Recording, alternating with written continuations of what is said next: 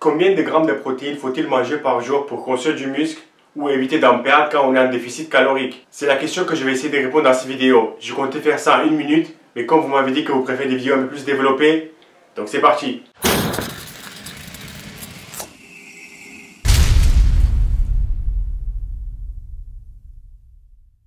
Si vous cherchez la réponse à cette question sur un site où il y a une boutique et ils vous vendent des compléments alimentaires, vous allez trouver qu'il vous faut au moins 2 fois votre poids du corps en grammes de protéines. Et si vous cherchez la réponse à cette question sur un site qui est orienté beaucoup plus santé, vous allez trouver que manger entre 0,6 à 1 fois votre poids du corps en protéines vous suffit largement pour être en bonne santé et construire du muscle. Il y a beaucoup de recherches sur ce sujet. Et le dernier date de 2013, donc c'est récent.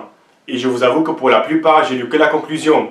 Donc voici un résumé. Si ton objectif est de construire du muscle, donc tu manges plus que ce que ton corps a besoin, et logiquement tu t'entraînes régulièrement, il te faut entre 1,2 jusqu'à 2 grammes de protéines par poids du corps.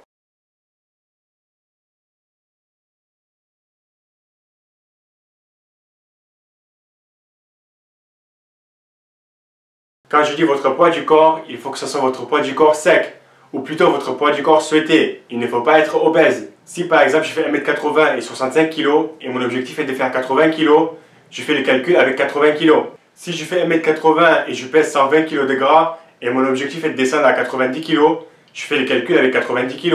Donc pour construire du muscle, il te faut entre 1,2 jusqu'à 2 grammes de protéines par poids du corps.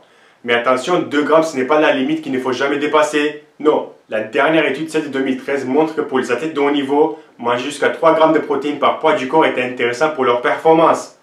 Mais la plupart d'entre vous, vous n'êtes pas des athlètes de haut niveau. Donc manger plus que 2 grammes de protéines est presque inutile, car cela ne va pas vous permettre de construire plus de muscles. Pour préserver le maximum de muscles pendant une période de perte de poids, où logiquement vous êtes en déficit calorique, il faut augmenter un petit peu les protéines. Donc il faut manger entre 1,8 et vous pouvez monter jusqu'à 3 grammes de protéines par poids du corps. Et tout va dépendre de votre objectif, votre mode de vie et le type de vos entraînements.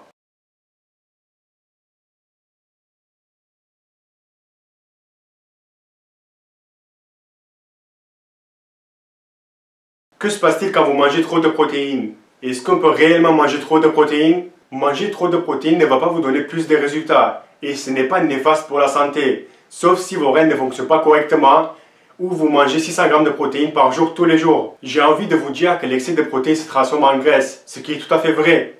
Mais il faudra en manger de la protéine pour arriver à ce stade. Si par exemple tu manges un peu plus qu'il te faut comme protéines, glucides et lipides, et donc tu dépasses tes besoins caloriques, ça ne sera pas l'excès de protéines qui va être transformé en graisse. Et donc c'est pour cette raison-là que les gens pensent qu'ils peuvent manger autant qu'ils veulent de protéines sans prendre du poids, ce qui est totalement faux. Voici une étude super intéressante sur ce sujet. Ça s'est passé en 2012 et l'objectif était de savoir si la quantité de protéines avait un effet sur la composition corporelle, taux de muscle et taux de graisse. Donc ils étaient divisés en 3 groupes. Le premier groupe avait une alimentation pauvre en protéines, 5% de leurs calories. Le deuxième groupe, normal, 15%. Et le troisième groupe, une alimentation riche en protéines, 25%. Et tout le monde mangeait 1000 calories de plus qu'ils avaient besoin pour maintenir leur poids. Donc les macronutriments pour chaque individu étaient différents, mais tout le monde consommait 1000 calories de plus. Théoriquement, chaque individu devrait prendre 1 kg sur la balance. Car rappelez-vous, pour prendre 1 kg, il vous faut 7500 calories. Et là, il mangeait 1000 calories de plus par jour. L'étude a duré 2 mois, 8 semaines. Et après 8 semaines, les 3 groupes ont stocké exactement la même quantité de graisse. Que ce soit une alimentation riche en protéines, normale ou pauvre en protéines, au bout de 8 semaines, les 3 groupes ont stocké 3 kg de graisse. Par contre, le groupe qui avait une alimentation pauvre en protéines ont pris moins de poids sur la balance. Et ça, car ils ont construit moins de muscles par rapport à 2 autres groupes. Et ça marche que si vous faites la musculation. Et pour info, les 2 autres groupes, le groupe qui avait 15% et le groupe qui avait 25% de protéines, ont conçu exactement la même quantité de muscles.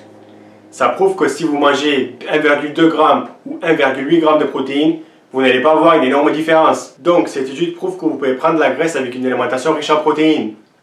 Si votre objectif est de perdre de la graisse ou construire du muscle avec le minimum de graisse, le plus important, c'est de contrôler ses calories. Si vous voulez plus d'informations sur les protéines, leur rôle, à quoi ça sert et les différents types de protéines, je vous conseille de cliquer sur la vidéo ici ou vous avez les liens en bas dans la description. Merci et à la prochaine vidéo.